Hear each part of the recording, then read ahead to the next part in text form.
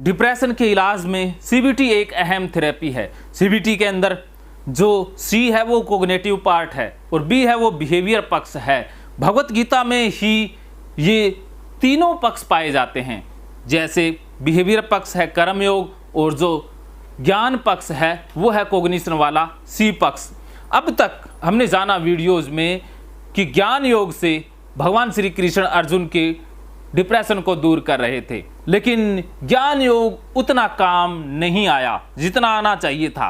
लेकिन अब भगवान श्री कृष्ण थेरेपी बदल रहे हैं, वो बिहेवियर थेरेपी पर आ रहे हैं, अर्थात कर्म योग के माध्यम से अर्जुन का डिप्रेशन ठीक कर रहे हैं।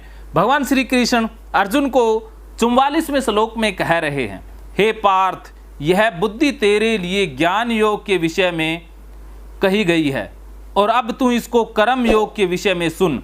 जिस बुद्धि से युक्त हुआ तू कर्मों के बंधन को भली भांति त्याग देगा, अर्थात सर्वदा नष्ट कर डालेगा। और 45वें श्लोक में कहते हैं, इस कर्म योग में आरंभ का अर्थात बीज का नाश नहीं होता और उल्टा फल रूप दोष भी नहीं लगता, बल्कि इस कर्मयोग रूप धर्म का थोड़ा सा भी साधन जन्म मृत्यु रूप महान भय से रक्षा करने वाला है। अर्जुन का मुख्य डर था कि ये मर जाएंगे। मृत्यु का डर अर्जुन को अब भी सता रहा है। अर्जुन अब भी डरा हुआ है। भगवान श्री कृष्ण आत्मा की अमरता बता देते हैं और भी बहुत सारे उपाय बताते हैं जिससे अर्जुन का डर दूर हो पाए, लेकिन अर्जुन का डर है कि दूर होने का नाम ही नहीं ले रहा है। तो भगवान श्री कृष्ण थेरेपी ही चेंज कर देते हैं। ज्ञान योग अब वो समाप्त कर रहे हैं और कह रहे हैं कि अब मैं कर्म योग के विषय में बताता हूं, उससे तू कर्म बंधनों से मुक्त हो जाएगा। अर्जुन के लिए कर्म बंधन क्या है कि मैं हार जाऊंगा, मैं मर जाऊंगा। जिस कर्म के पीछे हमारी लालसा रहती है, कामना रहती है, कोई डर रहता है, कोई लालच रहता है, वो बंधन है। बंधनों से मुक्ति अर्थात कर्म करने पर हमारा अधिकार है, उसके फल पर नहीं।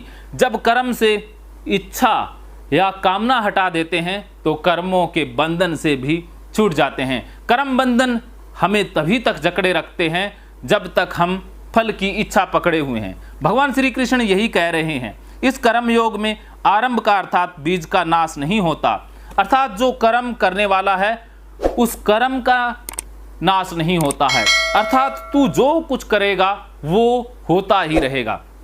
जैसे आइंस्टीन प्रयोग करते हैं, प्रयोग होता ही रहता है, प्रयोग बंद नहीं होते हैं, अर्थात जबरदस्ती कर्म नहीं करना होता। जैसे कबीर के दोहे हैं तो वो अपने आप आ रहे हैं, उसमें बीज का नाश नहीं होता, अर्थात उन दोहों की जो शुरुआत है वो चलती ही रहती है, रुकती नहीं।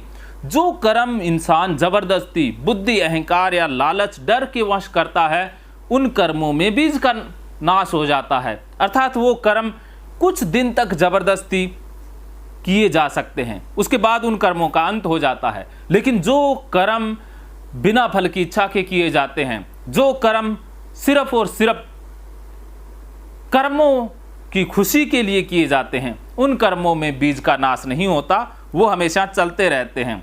उल्टा फल रूप दोष भी नहीं है, बल्कि इस कर्मयोग का धर्म थोड़ा सा भी साधन जन्म मृत्यु, अर्थात जन्म क्या है हमारे लिए कि दुखों का जन्म होना, मृत्यु क्या है जो अहंकार है उसको चोट पहुंचना। अगर हम बिना इच्छा कामना और लालसा के कर्म कर रहे हैं तो इसमें जन्म मृत्यु का भय ही नहीं है, अर्थात हमें दुख पकड़ेगा ही नहीं। जब दुख ही नहीं पकड़ेगा तो ना जन्म है ना मृत्यु है। जन्म मृत्यु सिर्फ और सिर्फ मन में दुखों का आना ही है। तो यही ज्ञान कर्मयोग के माध्यम से भगवान श्री कृष्ण अब अर्जुन को दे रहे हैं कि ज्ञान को जीवन में अप्लाई करना, ज्ञान को कर्मों में ले आना कर्मयोग है। ज्ञान से हम सीधे समझ जाएं, सीधे हमारे अंदर परिवर्तन आ जाए तो वो ज्ञान बहुत काम का है। लेकिन कुछ इंसान ऐसे होते हैं जिनको सीधा सीधा ज्ञान भी समझ नहीं आता है, उनको सीधी सीधी बात भी समझ नहीं आती है, उनके अनुभव में कुछ आता ही नहीं है। जैसे एक कान से सुन लेते हैं दूसरे से निकाल देते हैं, लेकिन उनके लिए बिहेवियर थेरेपी बड़ी कारगर रहती है। उनको कर्म का जब पाठ पढ़ाया जाता है कि कर्म करने कैसे हैं, सिर्फ कर्म करते जाना है, उस कर्म के साथ जो बंधन है कामना का इच्छा का उसे त्यागना है, वो त्यागने की शिक्षा भगवान श्री कृष्ण आगे के श्लोकों में दे रहे हैं। भगवान श्री कृष्ण कर्म त्याग की शिक्षा नहीं दे रहे हैं। कर्म त्यागना तो डिप्रेशन है, लेकिन कर्म से फल त्यागना ही असली त्याग है। यही त्याग भगवान श्री कृष्ण अर्जुन को बता रहे हैं और यही त्याग डिप्रेशन से मुक्ति का उपाय है। मानो तो मौज है, वरना समस्या तो रोज रोज है।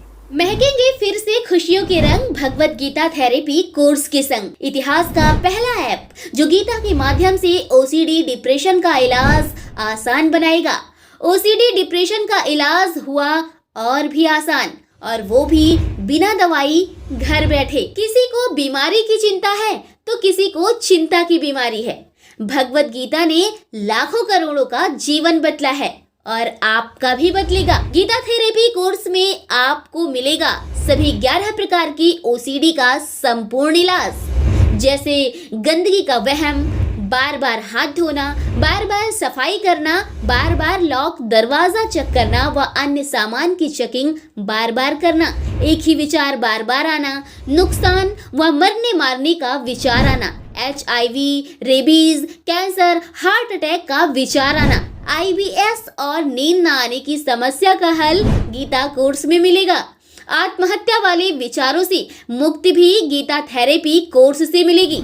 राजेंद्र जोधपुरिया ऐप पर आपको ओसीडी से संबंधित राजेंद्र जोधपुरिया की किताब भगवत गीता के मनोवैज्ञानिक रहस्य और अन्य टिप्स पढ़ने को भी मिलेंगे। गीता है महान थेरेपी। गीता में CBT, हिप्नोथेरेपी, माइंडफुलनेस, ERP व अन्य बहुत सी साइकोथेरेपीज का समावेश मिलेगा। राजेंद्र जोधपुरिया ऐप एक, फायदे अनेक। आज ही प्ले स्टोर से डाउनलोड करें, लिंक डिस्क्रिप्शन में है।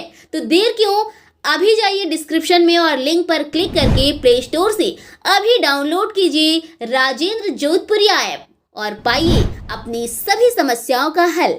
मानो तो मौज है, वरना समस्या तो हर रोज है।